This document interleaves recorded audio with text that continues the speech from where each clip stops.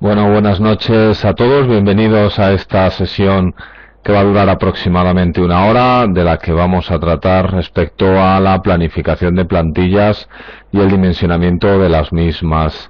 En este sentido, lo que vamos a tratar en la próxima hora es unos conceptos teóricos básicos y vamos a pasar a un ejercicio práctico que construiremos todos los participantes conjuntamente. Mi nombre, en primer lugar, es José María Berganza. Soy responsable de recursos humanos de una firma de consumo en España y colaboro habitualmente con la Escuela de Negocios y Dirección en la impartición tanto de charlas o de sesiones virtuales como sesiones vis a vis, cara a cara, con un volumen de alumnos relativamente o realmente importante. Bueno, en primer lugar, comentaros básicamente el ejercicio que vamos a ver a continuación, y es, vamos a dimensionar plantilla, o básicamente los pasos que hay que dar para dimensionar plantilla, en un ejercicio que consta respecto a una empresa con las siguientes características. Esta es una compañía enfocada fundamentalmente al área comercial, es una compañía tremendamente comercial, con una estructura de marketing y ventas dividida por canales y divisiones que totalizan 5. Por lo tanto, podemos entender que la primera característica de nuestro ejercicio práctico es una empresa que se dirige a múltiples clientes en múltiples canales, comercializando múltiples productos. Por lo tanto, una empresa como primera característica de una cierta complejidad.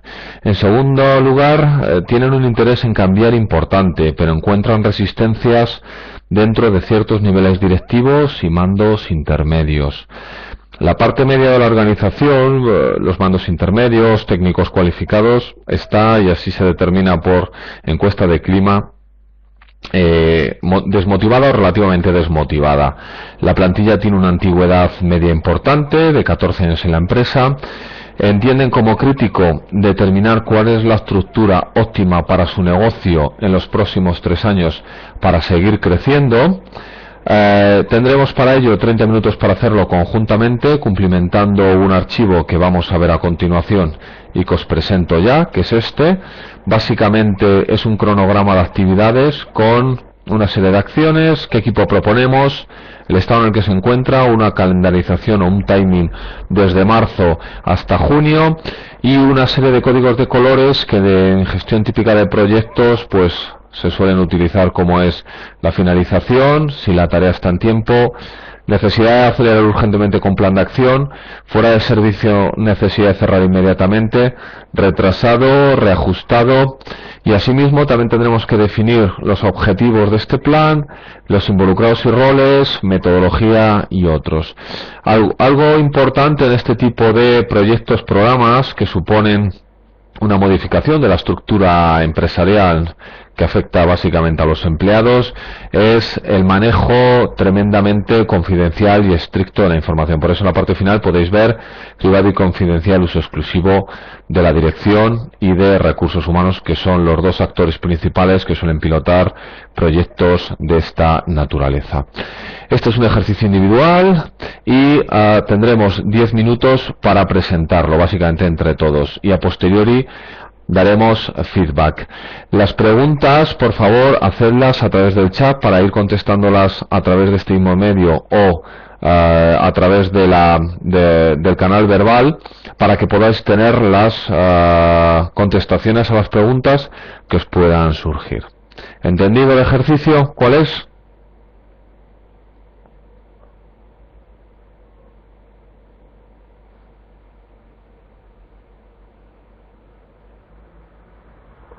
Ok, muy bien. Pues seguimos. Vamos a ver una pequeña introducción teórica a la temática que nos ocupa y nos metemos enseguida con el ejercicio. Estupendo. Bueno, la agenda que vamos a tratar, como os comento con una cierta celeridad, es contexto económico y de negocio, que nos encontramos a día de hoy, pues básicamente a nivel país, a nivel España, y posiblemente trasladable a la gran mayoría de los países de primera economía mundial, como pudiera estar España a día de hoy.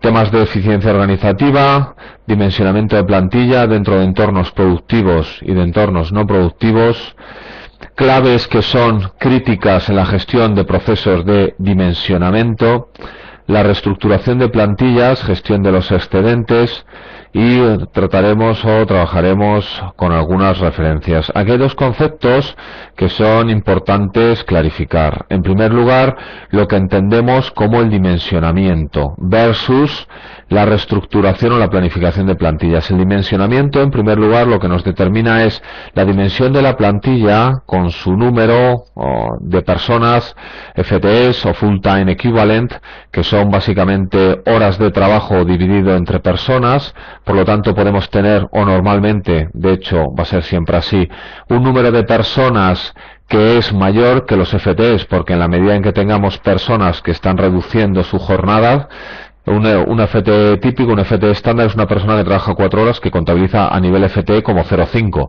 Sin embargo, a nivel personas, evidentemente, contabiliza como 1. Por lo tanto, a nivel de dimensionamiento de plantillas, estamos tratando o estamos comentando el tema de cuál es la estructura que en función del negocio que la empresa tiene a día de hoy y tendrá en el futuro cercano, necesita a nivel personas, a nivel capital humano, a nivel recursos humanos. Frente a esto, introducimos el concepto de planificación de plantillas o reestructuración de plantillas en el significado de qué podemos hacer en cuanto a las actividades de las personas que son, por decirlo de alguna manera, excedente o sobrante en nuestra organización actualmente, en el que veremos algunas opciones que no siempre tienen que conllevar con la desvinculación de los empleados de las compañías. El contexto económico en el que nos movemos actualmente es de una gran crisis económica para España, básicamente muy relacionada con todo el sector del ladrillo, que se llama vulgarmente, o inmobiliario, en el que pasamos de una construcción de viviendas en España en los primeros años de la década del 2000, similar en España a Alemania, Francia, Italia y Suiza juntos, a un bloqueo o a un desplome de este sector, con la consiguiente aumento del desempleo a nivel masivo, que a día de hoy en España está rozando el 25 y pico %. Evidentemente son perfiles de trabajo difícilmente colocables o difícilmente trasladables a otros entornos, porque básicamente son empresas estas que se han dedicado a los temas inmobiliarios o de construcción de viviendas o de obras públicas, relativamente poco cualificado, que tiene poca cabida en otros entornos. Por lo tanto, esta caída, este boom inmobiliario o esta caída masiva de la actividad inmobiliaria en España ha provocado, pues bueno, aquí diferentes autores comentan múltiples factores, pero sin duda tiene que ver con la crisis de las hipotecas subprime o hipotecas que se dan a determinados perfiles de personas, de ahorradores, en los que evidentemente tiene grandes problemas para devolver dichos créditos una vez que se quedan en empleo, posiblemente a nivel Estados Unidos, que traslada o que infecta a nivel mundial a todas las economías de los grandes países. Evidentemente, economías que se basan muchísimo en esta actividad relacionada con la construcción de viviendas, partiendo de un problema crediticio a nivel o en el entorno inmobiliario, pues sufre muchísimo más, como es el caso de España. España entra claramente en crisis o en recesión y luego en crisis a partir del año 2008, hoy año 2014, todavía la crisis es evidentemente importante. Los primeros datos macroeconómicos o microeconómicos de generación de empleo suponen que dicha crisis parece que está llegando a su fin, pero claramente esto a nivel empleo pues no se nota todavía. La encuesta de población activa hoy en España determina que está rozando los 6 millones de desempleados, y lo que es más importante o más complicado es el gran problema estructural del desempleo en España, en el que ciertos sectores o ciertas profesiones quedan sin cubrir en su totalidad porque no hay suficientes perfiles cualificados, y otros muchos están absolutamente desbordados porque el número de demandantes de empleo supera clarísimamente la oferta para tales posiciones o para tales puestos. Más allá de esto, pues un volumen muy importante de expedientes de regulación de empleo, desvinculaciones tanto a nivel público, a nivel privado, un crecimiento superior al 200% básicamente en los últimos 4 o 5 años en los expedientes de regulación de empleo de un año a otro, es decir, en 4 o 5 años ha podido pasar a un 400, 500, 600% de los expedientes de regulación de empleo que se pudieron aprobar en el 2008, una legislación laboral que ha cambiado, como bien conoceráis, y una crisis financiera que afecta muchísimo o de una manera muy importante a bancos y cajas, cuyo negocio, cuyo core business básicamente estaba tremendamente relacionado con el negocio inmobiliario, que tras el desplome de este supone una problemática de las cajas y los bancos realmente importante, con nacionalizaciones parciales, grandes créditos que tienen que venir tanto por parte de la Administración como de la Unión Europea, bueno, todos los temas que claramente conocemos y que son escuchados en noticias, radio, internet, televisión. Todo ello se traduce evidentemente en un menor nivel de actividad, que supone un mayor nivel de desempleo, un menor consumo que afecta igualmente al comercio, bueno, una serie de consecuencias tremendamente preocupantes a nivel país. Estupendo. Bueno, seguimos con una explicación básica del contexto económico de negocio. Por lo tanto, parece importante que las empresas y todos los negocios deberían ser capaces de adaptar las necesidades de producción, entendiendo producción no como la producción de bienes o servicios, sino como la producción de cualquier aspecto, de cualquier tarea de trabajo. Por lo tanto, cualquier persona que trabaje en una tarea típica de oficina, una tarea típica de despacho, también está haciendo labores de producción en la medida en que realiza documentos, realiza gestiones, etcétera, etcétera, etcétera. Todos los procesos que terminan con una reestructuración de plantilla exigen un estudio, deberían exigir un estudio previo de la capacidad que tenemos. Es decir, no es tanto reducir por reducir, sino parece lógico entender qué es la situación que tenemos hoy en cuanto potencialidad, en cuanto capacidad instalada, personas que tenemos en nuestro negocio, en nuestra compañía, para determinar en función de los objetivos a medio y largo plazo o objetivos estratégicos de cualquier compañía, cuál será realmente la necesidad a nivel humano. Es posible que suponga una cierta reducción del número de personas o del número de FTEs, pero quizá también de perfiles, de conocimientos, de competencias, de aptitudes y actitudes que a día de hoy no tenemos en nuestra compañía. Es verdad que todos los procesos que van enfocados a la mejora de la eficiencia de la empresa, tanto a nivel de ahorros como a nivel de mejora de procesos, de alguna u otra manera tienen un alto impacto o se ven reflejadas con una cierta reducción de plantilla o una cierta reducción de personas, lo que se suele denominar la gestión de los excedentes.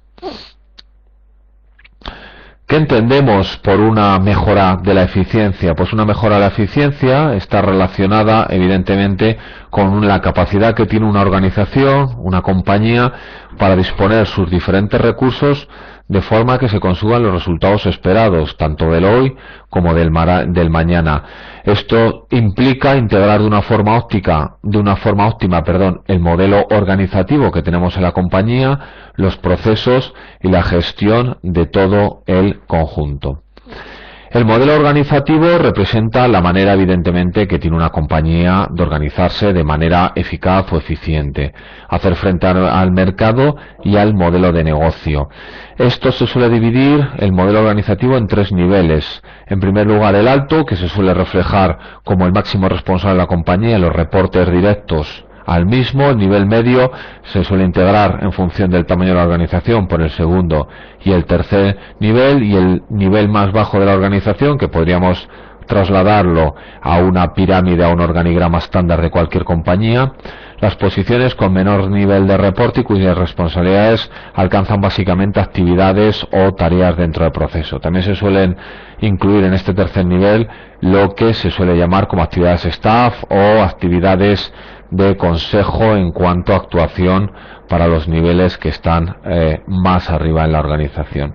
Los procesos son entendidos o son definidos como un conjunto de actividades que se entrelazan entre sí, que están interaccionadas, que están relacionadas, que se parten de unas entradas desde unos inputs y que tras una transformación de las mismas proporciona un resultado o un output. Se suelen distinguir en cualquier compañía tres tipos de proceso: lo que se denomina los procesos clave, que son los esenciales para el negocio.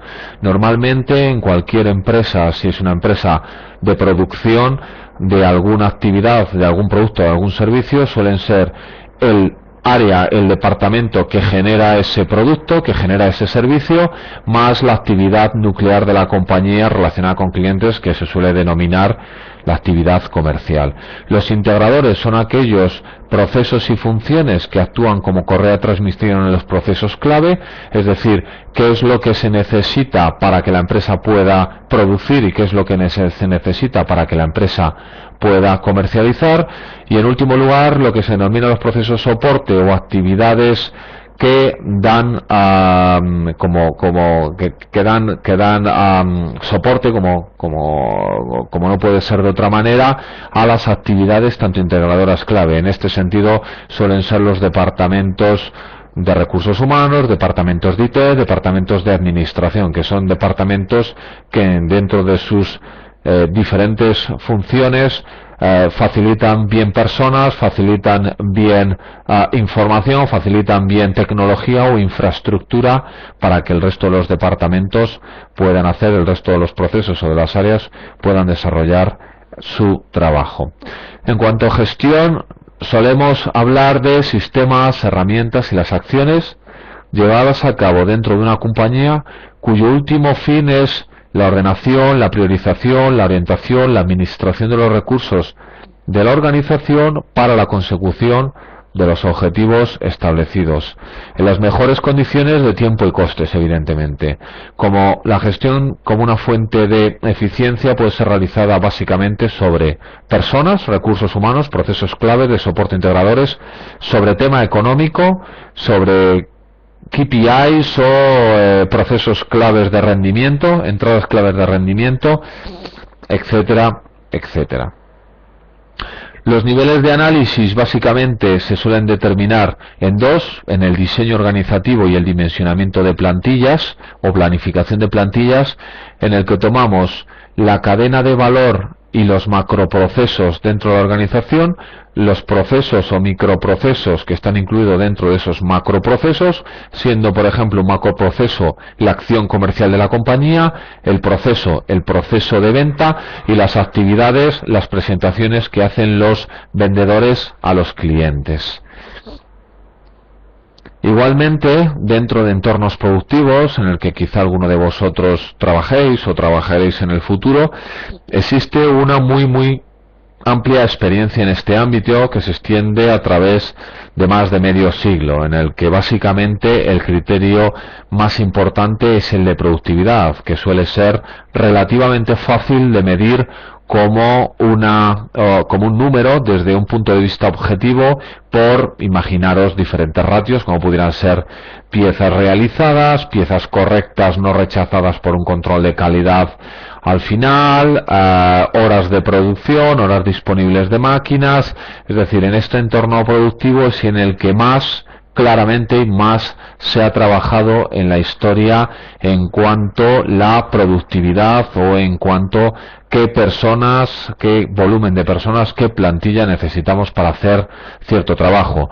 No es una práctica inhabitual tanto en España como en múltiples países, por ejemplo, la figura de las flexibilidades, tanto recogidas convenios colectivos o el uso de, por ejemplo, las empresas de trabajo temporal, en la que evidentemente cuando tenemos una mayor carga de trabajo que podemos medir en horas de necesidad para hacer ciertos productos o para poder servir diferentes servicios, pues podríamos trasladarlo a personas necesarias, o bien personas como jornada completa, personas trabajadores, o bien con el concepto de horas de trabajo o personas equivalentes, como FTEs. Por contra, el dimensionamiento en entornos no productivos se suele utilizar o se suele hacer por dos tipos de técnicas que son las más utilizadas. Una es la que se denomina por comparativos. Esta es una técnica que está tremendamente relacionada con el benchmarking, concepto que entiendo que conocéis, ¿verdad?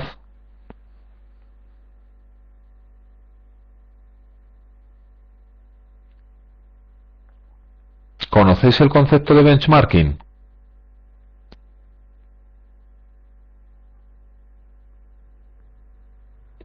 Ok. Mayor parte de vosotros contestáis que es un concepto que no conocéis. El benchmarking es una metodología de comparación con los mejores, los que se suelen denominar los mejores de la clase, o las empresas referencia en algún tipo de proceso, en algún tipo de actividad. Por ejemplo, que no significa copiar de los mejores. El benchmarking supone un proceso o una metodología por el cual yo comparto información y maneras de hacer con otra compañía que evidentemente no es un competidor, porque a nuestros competidores ni les va a interesar, ni a nosotros dentro de nuestra empresa nos va a interesar compartir nuestro know-how, suponiendo que nuestro saber hacer, que nuestro negocio podría presentar ventajas competitivas respecto a la competencia.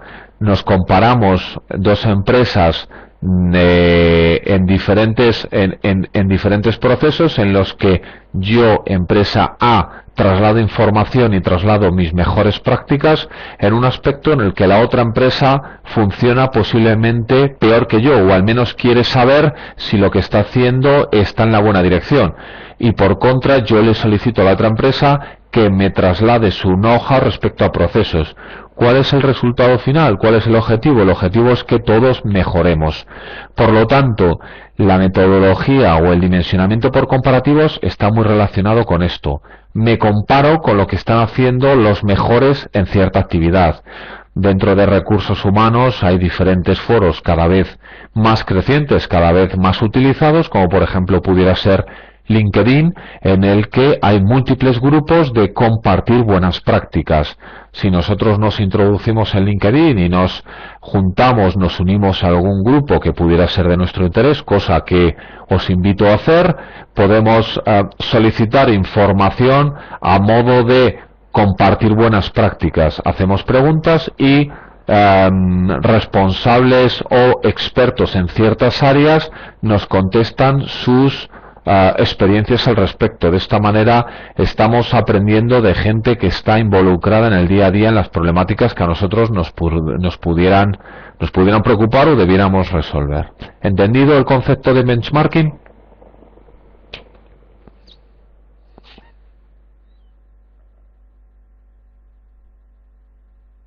Ok, estupendo. Muy bien, estupendo. Pues continuamos. Para nosotros, en la dimensionamiento por comparativos, básicamente utilizamos 4 fases, o tenemos 4 fases. En primer lugar, identificamos lo que llamamos la muestra de control. ¿Contra quién nos vamos a comparar? Es decir, ¿contra quién nos vamos a comparar? Nos deberíamos de comparar contra empresas que están haciendo este proceso de dimensionamiento de plantillas de una manera que nosotros entendemos que es la correcta. En segundo lugar, identificamos cuáles son las mejores prácticas. Dentro de esa muestra de control, que posiblemente deberíamos incluir las empresas con las que nos gustaría compartirnos, qué empresas están haciendo lo que nosotros de alguna manera queremos reproducir o queremos aprender para nuestra compañía. Deberíamos, en tercer lugar, definir cuáles son esos ratios de dimensionamiento, es decir, cuáles son nuestros indicadores para determinar si nuestro dimensionamiento es correcto o no. Aquí se suelen utilizar, por ejemplo, varios ratios en un entorno no productivo. El más utilizado de todos y más en boga en un entorno como es el actual, tremendamente economicista y tremendamente basado en el mantenimiento de la actividad económica de las compañías, en ventas o facturación cabeza. Ventas o facturación empleado, entendido empleado como cada uno de los personas que forman parte de nuestra organización, o como resultados de venta, resultados de facturación contra FTE. Incluso se podría bajar a nivel horas. Este es el ratio posiblemente más utilizado hoy, que nos determina cuál debería ser nuestro dimensionamiento de plantilla más correcto. Y en cuarto lugar, lo que hacemos es comparar ese factor, nuestro volumen de ventas cabeza, volumen de ventas empleado, contra los mejores de la clase. Si nosotros estamos muy alejados de los factores o de los ratios, de los números de los mejores, parece que nuestra posibilidad de mejora es más grande y nuestro gap, o nuestra brecha con los mejores es más grande. Si estamos relativamente cercanos, supuestamente tenemos una posibilidad o una problemática menor. En segundo lugar, tenéis aquí un ejemplo: definir normativas y procedimientos de calidad, plantilla benchmarking, tantas personas haciéndolo, nuestra plantilla actual de 5, nuestra desviación. Cuanto más grande, como os comentaba anteriormente, es la brecha, es el gap, estamos desarrollando nuestra actividad de una manera más ineficaz o más ineficiente. Muy bien. En segundo lugar, se suele utilizar, otra técnica que se puede utilizar es lo que se denomina dimensionamiento por actividades, en el que en primer lugar elaboramos un diccionario de actividades, es decir, hacemos un listado de lo que desarrollamos en nuestra compañía. En segundo lugar, recogemos la información y en tercer lugar hacemos un análisis cuantitativo de dicha información. Nos referimos con esto a: listamos todas las actividades que hacemos en la compañía. En segundo lugar, detectamos e informamos de qué personas, cuánta cantidad de personas realiza cada una de las actividades. Y en tercer lugar, dimensionamos si todas las personas que están haciendo las tareas a día de hoy deberían estar haciéndolas, o tenemos problemáticas de criticidades que no tenemos personas suficientes haciendo ciertas actividades, o tenemos sobrecapacidad en algunas actividades. Esto nos proporciona una foto a día de hoy de dónde tenemos situadas o cuál es el conocimiento de nuestra plantilla, de nuestras personas. Fenomenal. Continuamos. Bueno, tenemos que considerar como siguiente paso una serie de actividades que son críticas en el dimensionamiento, una serie de claves, una serie de mensajes y aspectos que no podemos obviar. En primer lugar, es la identificación clara de los objetivos que se pretenden alcanzar. Especialmente en procesos de restricción de recursos, los objetivos deben adaptarse al escenario en el que la organización se deberá desenvolver una vez finalizado el proceso. Para ello nos deberíamos hacer, si hacemos un ejercicio correcto, al menos las siguientes preguntas. ¿Queremos mantener un crecimiento estable? Parece que la contestación debería ser que sí, ¿verdad? ¿Mantener un determinado nivel de actividad? ¿Cómo deseamos que sea la ocupación del personal? Posiblemente nuestra contestación sería máxima, en el que las personas que queden en la organización tengan la totalidad de su jornada o tendente a la totalidad de su jornada cubierta. ¿Cómo deberíamos reaccionar ante flexibilidades o ante posibles situaciones que nos pudiéramos encontrar, como variaciones, enfermedades, pérdida de clientes? Es decir, todo este tipo de actividades que de alguna manera o crecimiento de clientes que se pueden producir. Para ello deberíamos determinar la capacidad necesaria para la ejecución de las actividades y procesos que nos son básicos para el mantenimiento de la actividad de la compañía. ¿Os acordáis que hablábamos anteriormente de los procesos claves? Al menos de los procesos claves. Y hemos dicho en alguna ocasión que estos procesos claves en una empresa normal y corriente suelen ser los aspectos de producción o de elaboración de los servicios y la actividad relacionada con clientes, que se suele denominar la actividad comercial de la compañía.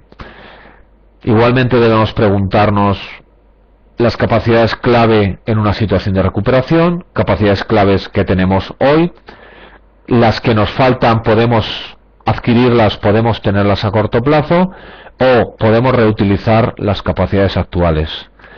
Debemos ser tremendamente o lo más posible transparentes dentro del proceso, porque a medida que seamos transparentes en el proceso, las malas interpretaciones, la rumorología se desactivará o seremos más eficaces en la desactivación si no trabajamos bien la faceta de comunicación. Y la mayor parte de los proyectos o de los proyectos de cierto calado que llamamos a recursos humanos deben de tener un componente de comunicación básico, porque si no es así, el apoyo no tanto de los empleados que pueden ser afectados por este tipo de proyectos, sino también de los responsables que deben apoyarnos, no se producirá o no se producirá en la medida que demandamos.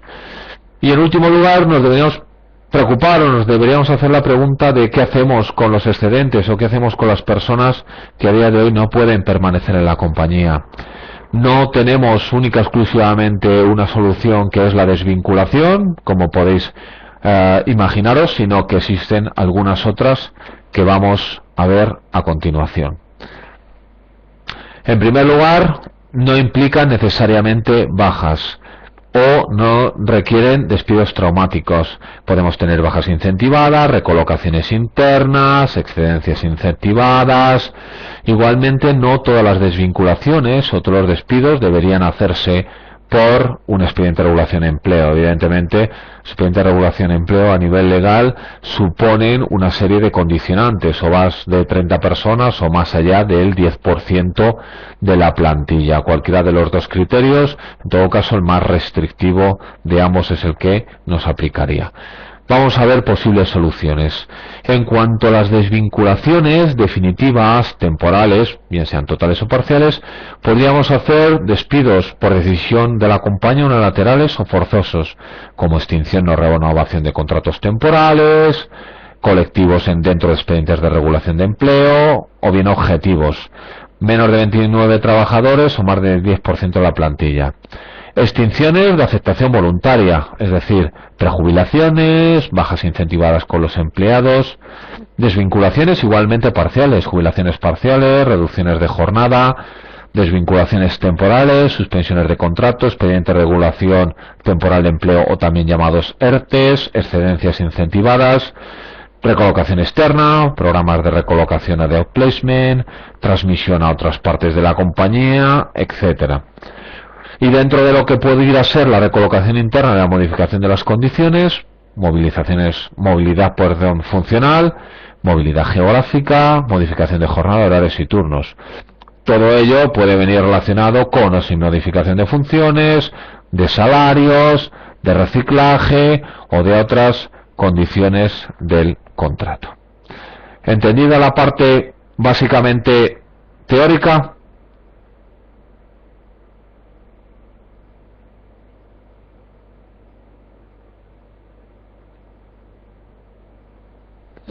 Ok, perfecto, muchísimas gracias.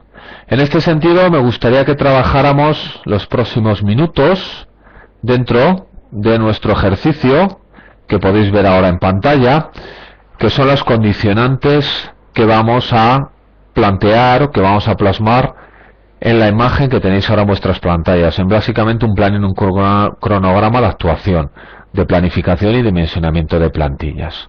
¿Ok? Fenomenal. ¿Dudas, preguntas relativas a la situación de la compañía o qué aspectos creéis que necesitáis conocer más para hacer el ejercicio? A vuestra disposición. Venga, empezar a hacer preguntas.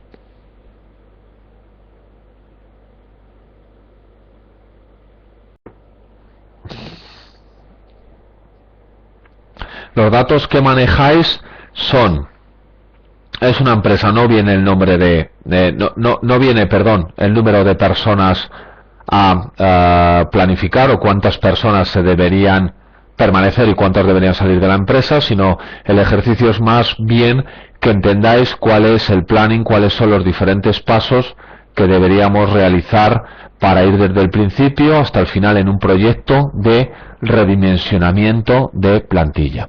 ¿Vale?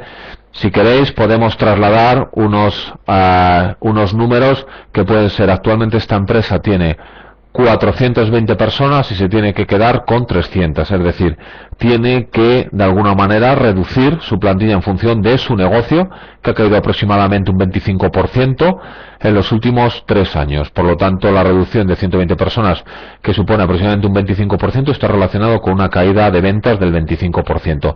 No tiene por qué ser así, es decir, una caída en ventas de un 30% puede suponer un redimensionamiento de plantilla del 5% o del 50%, pero en este caso coincide ese 25-25. ¿Entendido?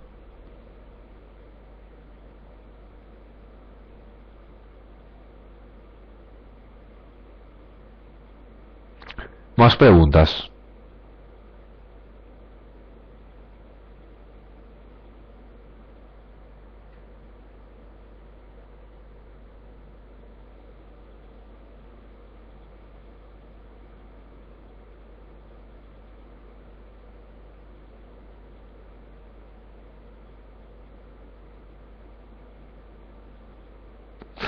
Tenemos muy buena pregunta, ¿cuál es nuestro horizonte temporal?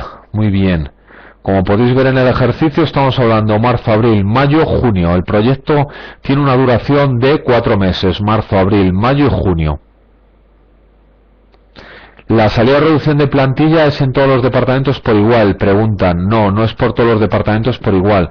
Hay un criterio diferente que tenéis que considerar y es qué tipo de perfiles necesitamos en la compañía para los siguientes años.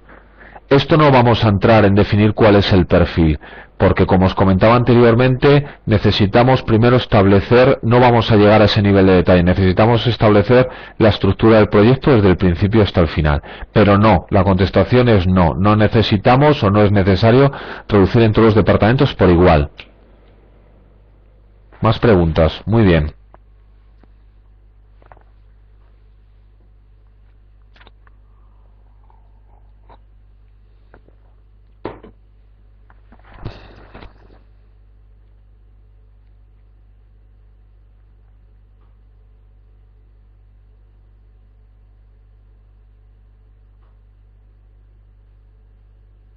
¿Más preguntas?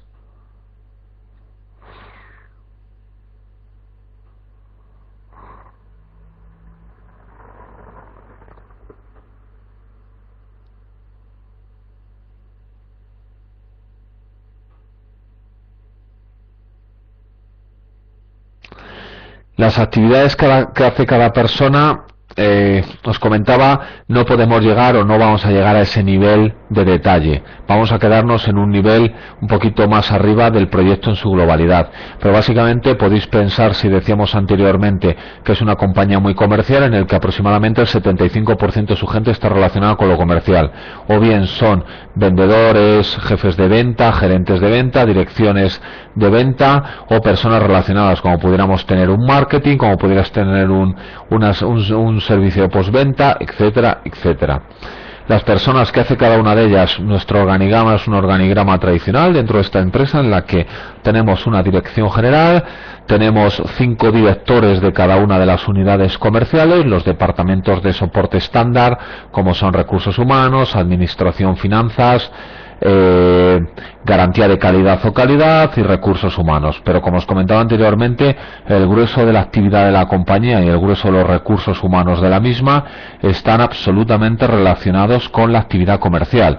Actividad comercial que básicamente ha caído lo mismo en todos los canales, no exactamente, pero lo mismo en todos los canales, y que supone, como os comentaba anteriormente, un 25% en los últimos 3 años. La conclusión del ejercicio es saber cuánto personal recortamos al mes, no, o no. No, la conclusión del ejercicio debería ser dibujar el proyecto en sus diferentes estadios, en sus diferentes fases, para que entendáis desde el principio hasta el final qué es lo que deberíamos hacer y en qué secuencia deberíamos hacer. No tanto en conocer que esto es un nivel de detalle o estos serían unos pasos que vendrían determinados cuántas personas, cuánta gente para cada una de las áreas. Deberíamos quedarnos tras un análisis un poquito más en profundidad, pero sí es importante que entendamos cuáles son los criterios para determinar qué personas o qué perfiles deberían permanecer en la compañía y qué perfiles deben ser desvinculados.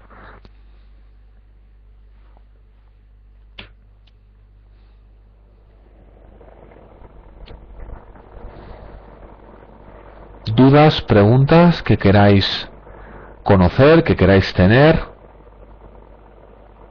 ¿Trabajáis en alguno de vosotros en una empresa de un tamaño similar a esta, aproximadamente pues entre 250 a 500 empleados.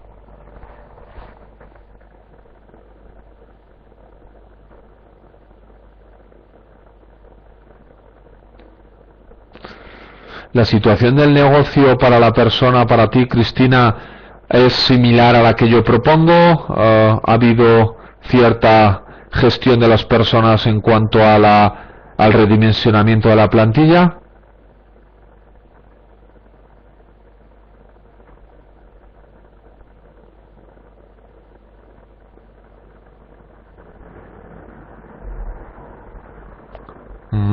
Ok.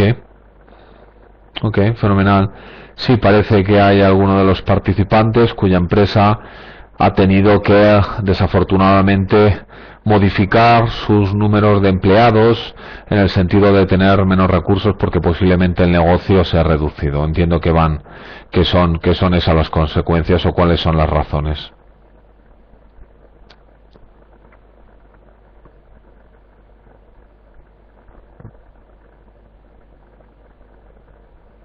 Bueno, si es un número de personas relativamente pequeño, mejor por el desempleo y por las personas que permanecen, ¿no? Esta situación, esta empresa que yo os estoy comentando, pues evidentemente tiene una situación bastante más complicada, no tanto cuya permanencia en el mercado esté en discusión, que no es el caso, pero sí básicamente nos demuestra que la empresa en tiempos de bonanza funcionaba bien o sus resultados eran buenos, pero que claramente no ha estado lo suficientemente preparada para abordar una situación de altísima competencia dentro del mercado, ¿no?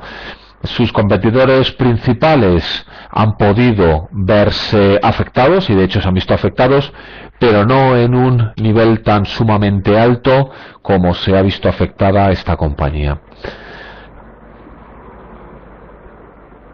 Comentan edad de trabajadores, tiempo de permanencia, pero antes de eso el valor de la persona en el puesto en cuanto a eficiencia. Comenzaría con acciones privilegiadas o bajas incentivadas. Absolutamente correcto lo que propone una de vuestras compañeras, en concreto Maribel, edad de los trabajadores, tiempo de permanencia. Evidentemente esto es importante, no solo por la antigüedad o la experiencia, sino también por el pensamiento de posibles cálculos de salida o posibles cálculos de bajas incentivadas para con los empleados. El valor de la persona en el puesto, esto es básico, es decir, no deberíamos pensar que personas de cierta edad o la edad no debería ser una variable a tener en cuenta en el sentido de la preparación, de la competencia y de la profesionalidad de personas. Tenemos todo tipo de casos, tenemos gente de una cierta edad cuyo aporte a la compañía es poco, pero esto nos pasa exactamente con personas más jóvenes cuyo aporte puede ser más bajo, ¿no? Por lo tanto, la edad parece que es una variable a tener en cuenta a nivel de cálculo de otra serie de numéricas, pero no tanto en una decisión de. Sobre todo si las personas con cierta edad o personas con ciertas experiencias pueden ser modulables y están deseosos o al menos integrados en un proceso quizá de cambio que requiera la compañía. Acciones prejubilación o bajas incentivadas, evidentemente. Lo más traumático y lo que más problemática genera las organizaciones, ya no solo a nivel económico que supone, es una salida masiva o una salida relativamente importante de empleados, ¿no? La confianza de los que se quedan o la confianza de las personas que permanecen en la compañía pues es radicalmente si la empresa toma una decisión la base crítica de empleados se entiende que se podría haber gestionado de otra manera. Por esto, el proceso de comunicación es absolutamente prioritario y básico. Deberíamos cuantificar el coste de dichas personas. Perfecto, muy buena apreciación. Lo que suena prejubilarlas, despedirlas, evidentemente. Tenemos que tener una planificación económica de nuestra actuación, como cualquier proyecto que llevamos a cabo en recursos humanos. En ciertas ocasiones he escuchado tanto a estudiantes como a personas de cierta experiencia, es decir, gente que está empezando su trayectoria laboral, como personas que ya tienen unos años de experiencia, el no dimensionamiento económico de las actividades en recursos humanos. Los profesionales que nos dedicamos a recursos humanos, que os dedicáis a recursos humanos, debemos ser absolutamente conscientes que la numérica nos da credibilidad con nuestros compañeros de empresa, con nuestros colegas de otras áreas, por lo tanto es una variable que debemos ser capaces de utilizar también o mejor como cualquier empleado, cualquier profesional de otra área, y además no solo por ello, no solo para darnos credibilidad, sino que lo que no está defendido en base numérica es realmente complicado decir si es mucho o poco, ¿no? Yo puedo decir que es mucho dinero, una cierta cantidad, y vosotros podríais decir que es poca, pero lo que está claro es que el número es indiscutible. Si son 100 son 100, y el 100 todos podríamos comprender y mantener una conversación en base al número 100, pero 100 puede ser poco y puede ser mucho.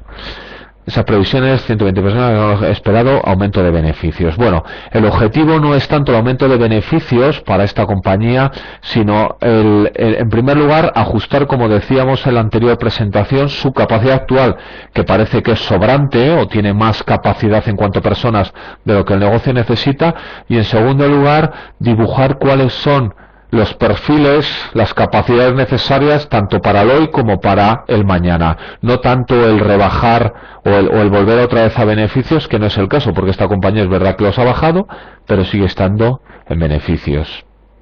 Muy bien, pues si os parece vemos el ejercicio planteado. ¿Os parece correcto?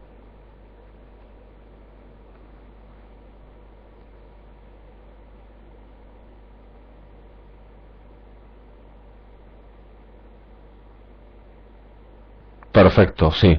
Comentario de la criticidad de nuestras personas en cuanto a la relación con el cliente. Es muy buen aspecto el que habéis comentado en relación a dónde deberíamos actuar. Pues evidentemente deberíamos actuar posiblemente en primer lugar y por definición en lo menos nuclear, ¿no? Pero llegado a un cierto nivel de no poder modificar más lo no nuclear o las actividades de soporte, tenemos que tocar lo que está relacionado, tenemos que tocar las áreas que están relacionadas con las actividades relacionadas con cliente. Lo que deberíamos ser capaces es de poder plantearnos o hacer un plan en la que esa actividad de una persona que sea un gestor de cliente pudiéramos ser capaces de seguir gestionándolo sin que esa persona estuviera, si es un excedente, dentro de la organización, ¿no? Esto nos supone pues una posible reubicación, una posible aceptación de ese cliente por parte de otra persona del área, pero sin duda un trabajo de planificación y ejecución correcto y bien medido. Fenomenal. Pues en este sentido, si os parece, os comento cuál es el ejercicio planteado. Muy bien, empezamos. Disculpad, aquí le tenemos. Bueno, en primer lugar, hemos dicho prepararnos desde el hoy hasta el futuro, redefinir, si es el caso, nuestra misión, nuestra visión y nuestros valores. Aquí el equipo propuesto como una actividad de novedad desde fuera, introducimos a una consultoría externa y un comité de dirección. La definición de la misión, la visión y los valores parece que es labor de la cúpula de la compañía. Como veis en el estado, para toda la serie de pasos aparece una revisión continua de las actividades. El cómo, pues una propuesta desde la consultoría de borrador y discusión y aprobación por parte del comité de dirección, alineado con nuestro plan estratégico. Esto es básico. La misión, la visión y los valores tienen que estar absolutamente alineado con el plan estratégico de la compañía. No podemos pensar que nuestro plan estratégico suponga una mejor o un ratio de consecución de más clientes o de más satisfacción en clientes si nuestros valores no aparecen en algún caso la palabra cliente. Por lo tanto, esto tiene que ir absolutamente unido, tiene que ir absolutamente junto. Nuestro plan estratégico, nuestro qué queremos hacer en los próximos años, con nuestra misión, nuestra visión y nuestros valores. Nuestra misión es lo que hacemos el hoy. Nuestra visión es lo que queremos hacer mañana y los valores son los comportamientos que todas las personas que forman parte de una organización deberían poner en práctica para cumplir la misión y llegar a alcanzar la visión. ¿Entendido? Bueno, esto nos llevaría, y son tiempos estimados, evidentemente para dimensionarlo en esos meses que os he comentado, nos llevaría aproximadamente un par de semanas. ¿Ok? En segundo lugar, tendríamos la validación del paso 1, que lo hace el comité de dirección. Decíamos anteriormente, un externo, conociendo nuestra compañía, nos hace una propuesta de valor en la que este externo conoce otras compañías o conoce otros negocios relacionados con el nuestro o el mismo nuestro, en el que entiende cuál es lo que una compañía debería hacer en el futuro. Y nuestro comité de dirección debería ser capaz de validarlo, de modificarlo y en definitiva de tener, al finalizar este periodo, misión, visión y valores. De momento no están comunicados al grueso de los empleados. En tercer lugar, proponer un nuevo organigrama, posiciones y perfiles de competencia. Es decir, vamos de lo macro, de lo general, a lo micro, a lo particular. Tenemos una misión, una visión y unos valores. Contra esta misión, visión y valores diseñamos un organigrama en el que no nos fijamos lo que tenemos hoy. Dibujamos el organigrama desde cero, ¿vale? Y este organigrama no le ponemos ni nombre y apellidos, ponemos única y exclusivamente etiquetas de posiciones y una descripción somera de lo que tendría que tener cada posición a nivel competencial, básicamente. ¿Qué debe saber hacer una persona que desempeña este puesto en este sitio de la caja de un organigrama? En este caso, igualmente tenemos un colaborador externo que entendemos que es cualificado y tenemos un área generalista con una visión a 360 grados de la organización, que es recursos humanos. Los organigramas en el cómo, y nos dimensionamos en 3 semanas vista. Aquí evidentemente los tiempos son modificables en función del tamaño de la organización o del tamaño de posiciones. Los organigramas, posiciones y perfiles deben ser validados con el director de área, departamento, previamente antes de la aprobación final por la alta dirección o por dirección general. Estos 3 aspectos deben responder a los retos del mañana de la empresa. La estrategia. Seguimos visionando la actividad de la empresa en el medio y en el largo plazo. Los planes estratégicos de empresa, que anteriormente se hacían normalmente a 3 y 5 años como medio y largo plazo, a día de hoy, en función de la volatilidad, de la globalidad de los mercados y de la situación económica tremendamente cambiante y dura a nivel mundial, se ha bajado. Ahora mismo se habla en el medio plazo entre 12 y 18 meses y el largo ha bajado a 5. A 3, excepto las grandes corporaciones, que sí es cierto que se siguen marcando planes a largo, a muy largo plazo en el entorno de 5 años, pero estamos hablando de unos casos como Repsol, como Iberdrola, etcétera, etcétera, es decir, compañías tremendamente grandes. En cuarto lugar, volvemos al aspecto de la validación del paso anterior, que es responsabilidad de los comités de dirección de las compañías. Punto quinto, recopilar los organigramas actuales, las posiciones y los perfiles. Esto lo hace recursos humanos, que entendemos que tiene la suficiente información de los organigramas actuales de la compañía, perfiles competenciales, descripciones de puestos, etcétera, etcétera. Hasta ahora hemos diseñado en un papel en blanco qué queremos que sea nuestra compañía en el medio plazo. Ahora mismo cogemos lo que tenemos en la actualidad para ver cuánto de diferente es el dibujo a nivel organigrama más perfil competencial de nuestra actualidad frente a nuestro negocio en el futuro.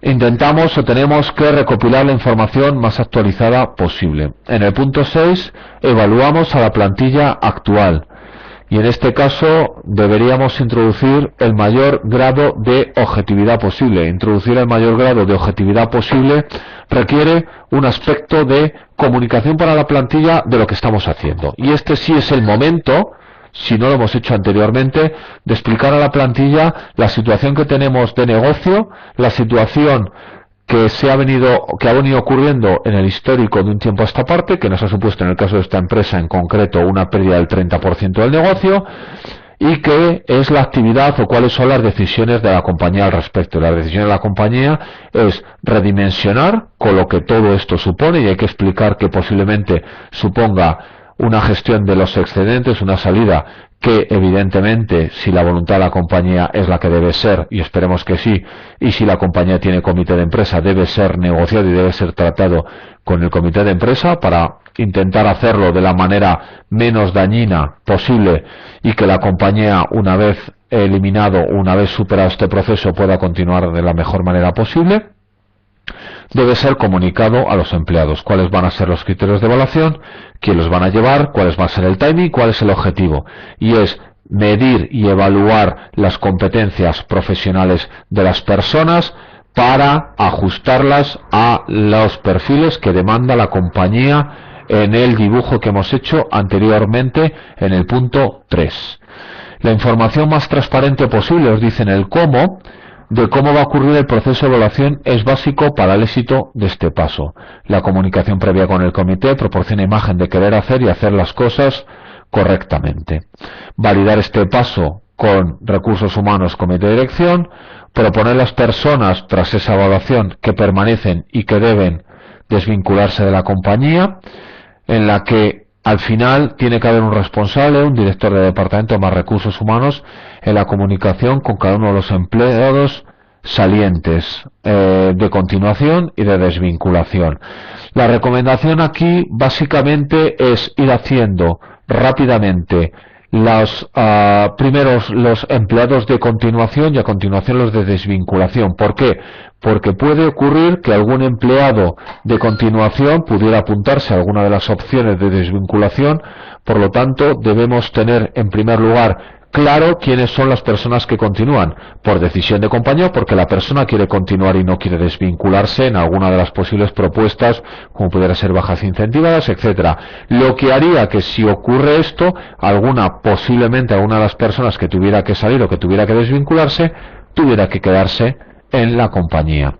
A continuación, nos marcamos un plan de salidas, como podéis ver, absolutamente todo planificado, con pasos de actuación temporalmente hablando y con hechos en concretos que vienen especificados en el cómo, en el que es importante considerar que deben producirse lo más rápidamente posible a su momento de la comunicación, en la medida en que la criticidad de esa persona o de esa posición no entre en riesgo con la compañía. Por ejemplo, ¿cuándo debe salir una posición o una persona por decisión propia que se quiere unir a un programa de desvinculación voluntario? ¿Con cuánta rapidez? ¿O debe salir a voz de ya? Posiblemente deberíamos pactar o deberíamos intentar pactar con esta persona, que su salida se posponga hasta el tiempo en el que esa competencia que esta persona posee y que deberíamos ser capaz de haber detectado en otras personas o no en función de la evaluación del plan del punto anterior, del punto 6, está asumida por alguna de las personas que se quedan en la compañía, de cara a no dejar un hueco en blanco de conocimiento que se marcha a la compañía y que no somos capaces de reproducir en el corto plazo, porque la actividad de la compañía mientras tanto se tiene que seguir produciendo. A continuación, un plan de formación y desarrollo para las personas que se han quedado, focalizado en las competencias que son básicas para el hoy y el futuro inmediato de las compañías.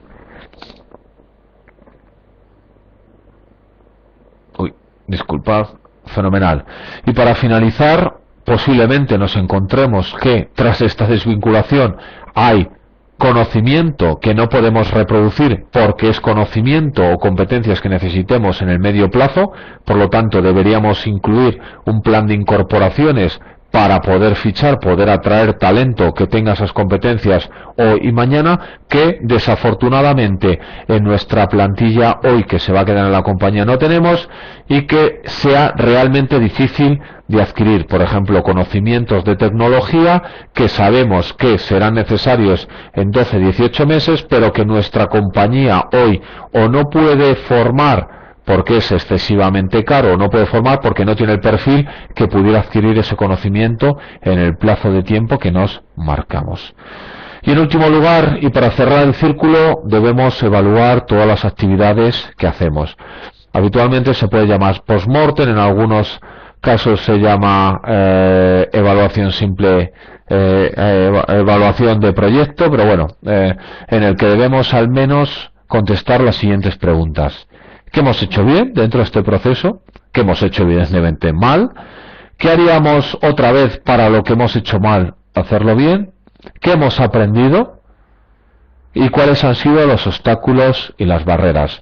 Con todos estos conocimientos, con todos estos aprendizajes, deberíamos ser capaces de abordar proyectos no de esta naturaleza, que también, sino proyectos en los que podríamos eludir problemáticas o errores en los que hemos cometido hoy. Fijaros la parte final, que nos dice cuáles son los objetivos, y hablábamos de ellos, o preguntabais a algunos de vosotros anteriormente, y es definir y conseguir la plantilla adecuada para las nuevas necesidades empresariales alineadas con la estrategia de la empresa. No es un tema de reducir, de aumentar, de incrementar, de fichar, de formar. Estos son medios para conseguir un fin o un objetivo, y nuestro objetivo es tener el conocimiento y el talento necesario relacionado con la estrategia de la compañía. Fijaros de cuánto de crítico y de cuánto de partner del negocio se constituye recursos humanos en los tiempos que estamos viviendo y más en un futuro cercano. Los involucrados, hemos hablado de ellos, comité de dirección, que es un diseñador y un ejecutor y validador de tareas. Recursos humanos, básicamente un ejecutor de tareas, y un elemento externo, un colaborador externo, diseñador y ejecutor de tareas. Y otros son aspectos tremendamente importantes a considerar: comunicación, confidencialidad y gestión de las expectativas. Con esto damos por finalizada la sesión de hoy. Me gustaría, si tenéis alguna pregunta, que la pudiéramos resolver antes de finalizar, y si no es así, daros muchísimas gracias por vuestra participación y lo dejaríamos aquí. ¿Preguntas, por favor?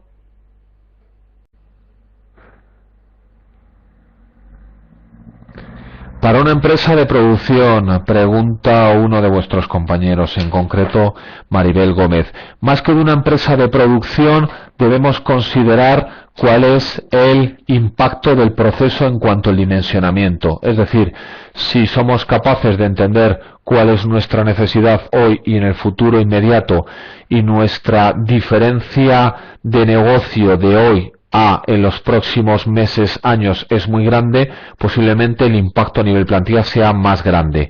En todo caso, proyectos que pueden ser de una transformación potente, en el que estamos buscando tanto un retorno de inversión en corto plazo como prepararnos para los medios y largo plazos, deberían ser, y más estamos trabajando, acordaros, con material sensible. Estamos trabajando con personas que de una u otra manera van a ser impactadas en positivo, en la medida en que van a permanecer en la organización, se les va a facilitar nuevos aprendizajes, como en negativo, que van a tener posiblemente que salir de una u otra manera de su confort, de su actividad que han venido desarrollando los últimos meses u años.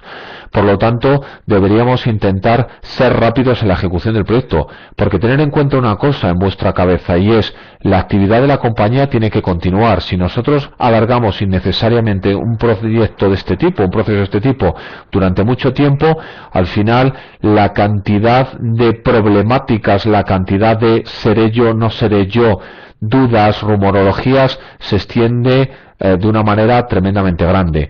Para el dimensionamiento de la empresa en 300-400 empleados, este proceso no debería llevar más allá de lo que los anglosajones llaman un quarter, que es un trimestre. Si es a menores, pero fijaros que supone una cierta actividad de formación, una cierta actividad de incorporación, una cierta actividad de comunicación, todo lo que nos pase de 3 meses nos puede suponer más problemas. Ese sería el tiempo máximo aconsejado. Otra cosa es que fuera una empresa, imaginaros, de 5.000 personas, pues entonces estamos hablando de otro tema.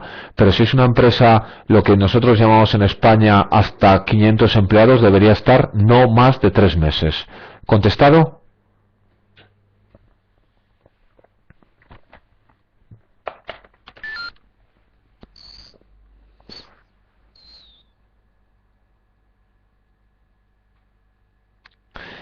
Fenomenal. Yo por mi parte agradeceros enormemente vuestra atención. Espero encontrarme con vosotros en próximas ocasiones y desearos una muy buena noche. Gracias y adiós.